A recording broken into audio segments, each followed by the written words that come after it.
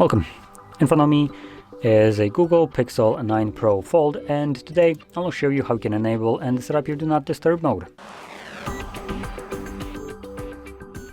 And to get started, you want to pull down your notifications twice. This will show you a bunch of toggles, and you're looking for the Do Not Disturb mode, which looks to be right here, I think. At least the icons represent Do Not Disturb mode. Let's see what happens if you click on that. Yep, there we go.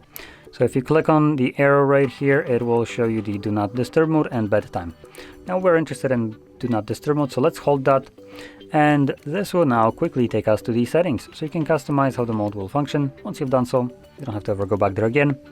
And whenever you want to enable it, just tap on mode, select your Do Not Disturb mode, and done.